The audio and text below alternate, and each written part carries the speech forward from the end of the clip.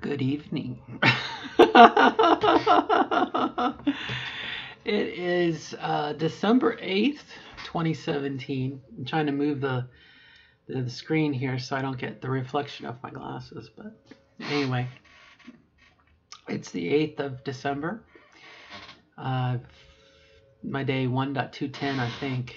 And a minute ago, I said goodnight to my daughter and her best friend who's spending the night. And, I'm sure they're going to stay up however late they're going to stay up and talk about whatever they're going to talk about. And, it took me a minute. After I came back to them, I said my goodbyes. I made sure they had everything they need. Everything's locked up, etc., etc. Got me a cup of coffee to, of course, help me sleep. And I looked at myself in the mirror as I, changed my clothes. I took off my clothes that I've been wearing all day and put on my nightgown. And I just looked in the mirror and for a moment I saw myself somewhat externally. And I've been thinking a lot about my sister, who we were never close. We were 4 years apart, and I think there was times when we were close, especially when we were really younger. Okay, I'll take that back. There were times when I was very, very, very young, and she had a canopy bed. Okay, that's how young she was. She was a girl. Okay, and I was a little boy at the time. And I remember one day my sister wanted to play dress up, and she dressed me up as her sister, and took a picture of me with a 110 Kodak camera she had. And for a long time that picture kind of plagued me because it was a memory of what I was before I realized what I was. If that makes any sense. But I thought a little bit about, and there was a bit of a rift with my sister when I was deciding to transition. She was, I think, the first person I told that I was transgender back in the 90s. Actually back in the 80s. How about that? 30, almost 40 years ago. Let's see, 87, 97, 07. Yeah, almost 30 years ago. And whatnot. So, it's weird to be so far apart. But we've been apart for a while. But to be transgender and to be transitioned, for lack of a better word, full time, like I said, I've only been doing this for a year and 210 days. I guess I'm, before we know it, it'll be 2 years, right? Or, yeah, we've already passed 18 months. But I wondered, what would life have been like if I had been born a cis girl? Double X chromosomes, and 7XY. If I had been born XX, how would my life have been any different? And growing up with my sister as her sister, and it makes me wonder some things now about. We have one of the gals in the trans women group. Her name's Lauren. Josie Lauren. And, her brother is a twin brother. So they were twins. And just how much love they have for each other as siblings and her family, it makes me wonder about my family and if I would ever get that. I don't know. But again, it made me wonder for a moment, what would have life been like, to have a sister that's 4 years older than you, and a sister who might be able to tell you the ins and outs of makeup and nail polish and talk about boys and, things that didn't happen, couldn't happen. Couldn't happen. Out of the chute, it was XY, right? And then later, having transitioned within the last 2 or 3 years, actually putting plans in motion, separated, and I don't think we'll ever quite be close. I mean, we can hope, and it may take something very catastrophic, like my mom passing away, to bring us together, and that's kind of sad. She has her life and I have my life, but again, it made me wonder for a moment as I looked at myself, and obviously I'm middle-aged, I'm 45, I've got gray hair, and my sister's just beautiful, beautiful, beautiful. But I wanted to look at myself from her perspective. If she could accept me for who I am, what would she do with me now? Would we go get our hair done? I mean, she lives in South Florida, in Florida. I live in Indiana, so I mean, we're not going to run into each other at the grocery store.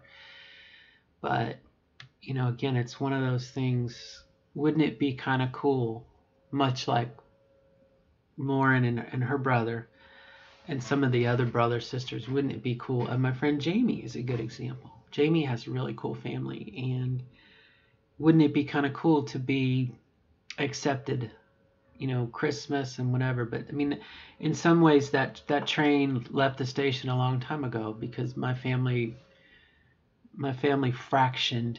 My family went, we had a nucleus and then we broke apart. My sister went one way, I went the other way. My dad, we got divorced, and when grandparents pass away and the parents don't really, my grandma passed away. I was around the time I had started college, and there was no replacement for grandma doing Christmas and holidays. My dad didn't pick it up, and up here where I'm living now with my ex-wife and her family, which we're kind of estranged from for the moment. No one picked up the gauntlet. No one picked up the challenge from grandma. When my ex-wife's mom passed away, who was really kind of the nucleus of this family up here in Indiana, nobody picked up the gauntlet, and so, siblings, no, they don't get together, they don't do holidays. Now one person is trying to, and I highly support that. It's the next generation of the family. The next nucleus has come along, it's just growing. But I have felt somewhat, not ashamed, but I felt somewhat the need to block myself off somewhat while I transitioned. And I guess maybe that's another topic for another video. But, I wondered about that. I had the privilege to meet a young trans lady named Grace a couple of years ago, who had said something. Her experience was, and I don't remember the name she used to have, I just know her as Grace. The person that she was kind of faded from the background and had to go live somewhere else and transition. And, and then came back. And that's something that I wonder. Someone talked about having that nucleus of a family nucleus. At Christmas, no, we're coming up to Christmas. At Thanksgiving, like I said, at this new nuclei site that's happening now in my ex-wife's family, the kids had asked about, Uncle Robin, where's Uncle Robin, and how is Uncle Robin? They saw my daughter, and they saw this long-haired freaky woman drop her off. And when I went over there for the last big holiday, which I think was Labor Day, it was Halloween. Sorry, Halloween. We went over there. I tried to reach out and talk and hello, how are you? Look everyone in the eye and ask them how they're doing. Make face-to-face contact. Not that I was ashamed, but again, you just don't know. When there's a divorce, you don't know what the dynamics of the family are anymore. So today, as I was kind of brainstorming, I was thinking about, reestablishing some of those connections. But in the same way, I kind of want to distance myself from my ex-wife and her family. It's good for the children. Again, my former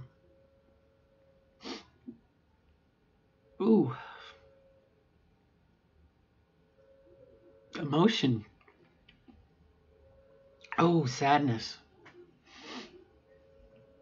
I miss them. I miss the children. I miss being friends with them. I miss them coming over and playing with my daughter. Because of me. That's the blame that comes out. My fault. But I don't think that's it. I think it's coming back.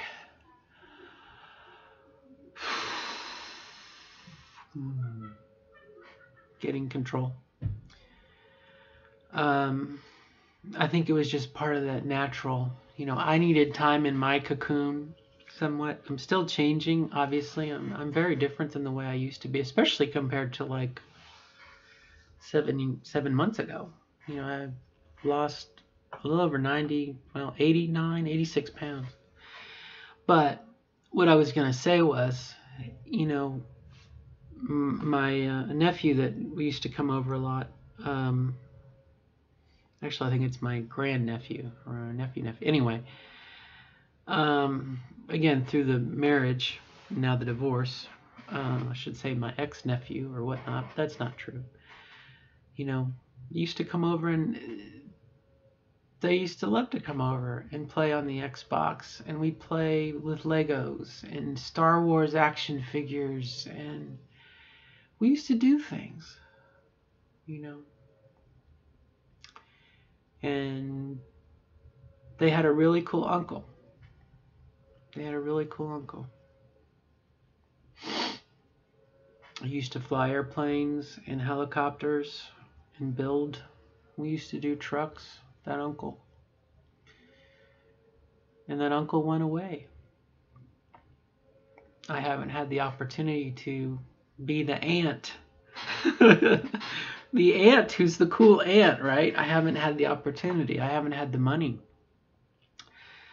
When you crash your helicopter and you have to rebuild it, it takes money, and that's not something I've had readily available. So, as the radio controlled trucks died, I couldn't fix them. And obviously I wasn't going to give them a radio controlled helicopter, the $500 helicopter for them to break that I couldn't repair. So that ended. So many things. And then with the divorce, we separated. We needed that distance.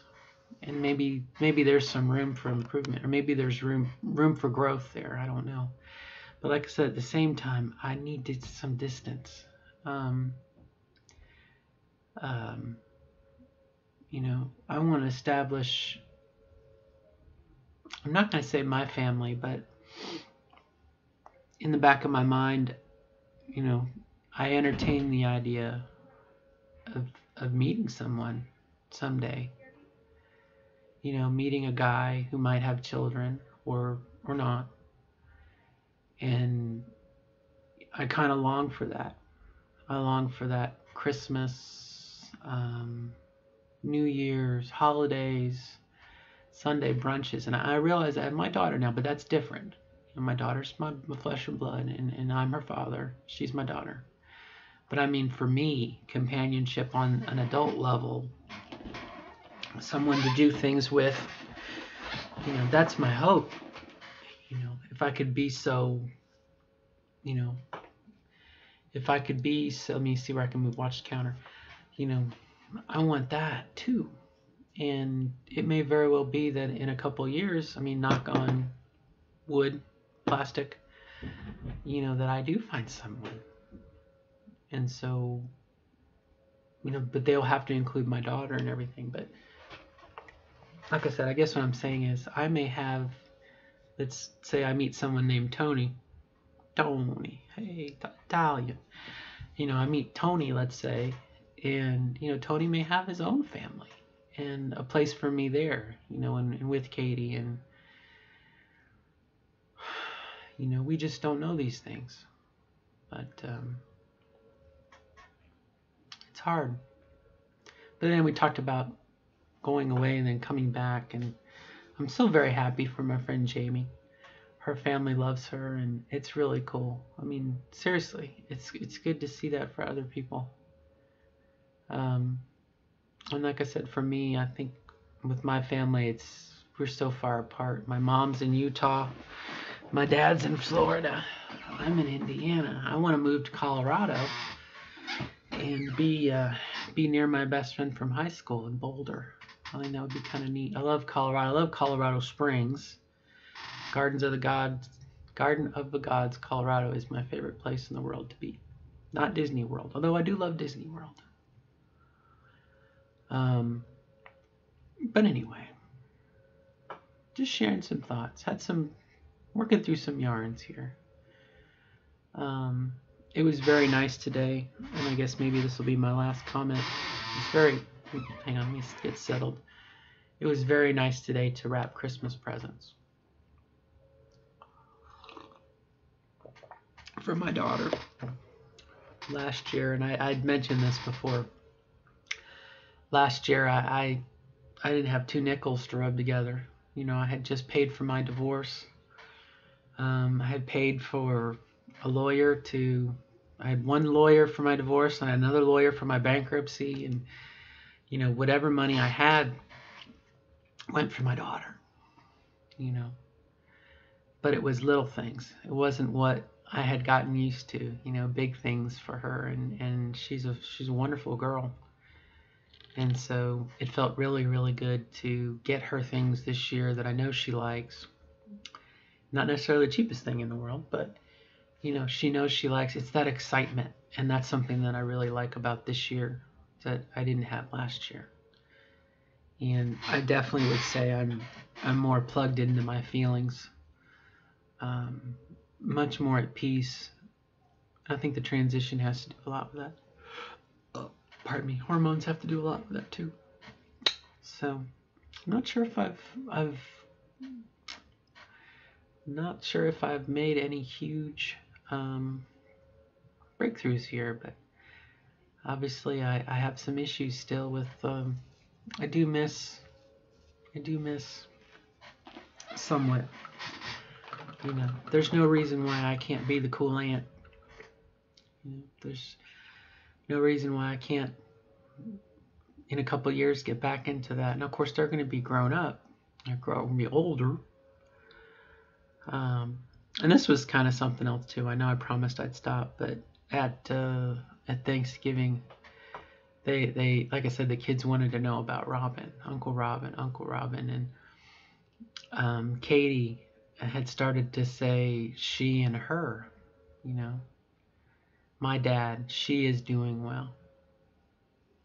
That was my daughter, and I only know that because my ex-wife told me that the other day, that Katie was really trying to educate them on pronouns. And I had kind of just double checked with my ex-wife, you know, yeah, I would really appreciate if in your talking and whatnot, you know, you use she and her, and please, I'm trying to be Aunt Robin, not Uncle Robin, you know, and for kids that can be kind of a challenge.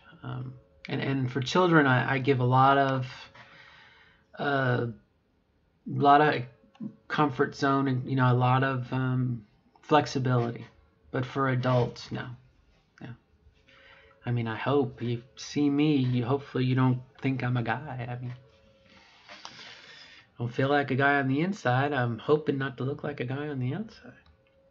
You know. So anyway, but that's where we are. You know, in spite of the roller coaster at times, much like this conversation has had some happy moments and some sad moments. And I'm much better off today than I was 2 years ago. You know, and that's something that even somewhat I think about if I was to be alone for the rest of my life. You know, my daughter is going to grow up and move out and get married, maybe whatever she wants. She's going to have her own life. And there's no guarantee that I'm going to meet someone, a husband, someone to treat me. And that's something that I wanted. I want to be treated as a woman in a relationship. I want to be pursued. I want to be the woman in the. I want to experience that before I die. And it's one of those things. If that never happens, I mean, I'd say I'm 70% happy. Having GCS will add to that, but that's not the end all be all, and that's definitely not happiness. Being, namaste, being one with my inner self, my authentic self, that is happiness. Having GCS is a couple more happiness points. If I get to have sex, a couple more happiness points, and if I end up getting in another relationship, as a woman with a man, and I get to experience it, then that's a couple other happy points, things on my bucket list, I guess. But that's not a requirement for being happy. Does that make any sense? Think about it. And that's really where we're at. I'm down to 13.4 pounds to go. And I am hoping to hit that before the end of the year. So we got, 22 days to lose 13 pounds. And if I don't, I still have a little bit of leeway in January. But I really want to go to my surgeon's appointment as light as she wanted me to be. And I won't say it's kind of a contract, but I feel like she said to me last year, and it's not a contract, but she said, your paperwork is in order, your insurance is in order. You got to work a little bit on your electrolysis, and that I've been doing off and on. And recently I've started up, on my surgical site. But she said the only thing you need to do is lose the weight. And so my hope is that I have about 4 or 5 hours of electrolysis scheduled between now and then. And I'm hoping to clear the surgical site. And then I'm hoping to go up there, like I said, at my 220, at my weight. And that way I can show to her that I'm very, very serious. And my hope is she'll put me on her schedule. But we just don't know. But I'm definitely closer now than I have ever been. And that's progress. So, all right. Good luck, everybody. And until next time, bye-bye.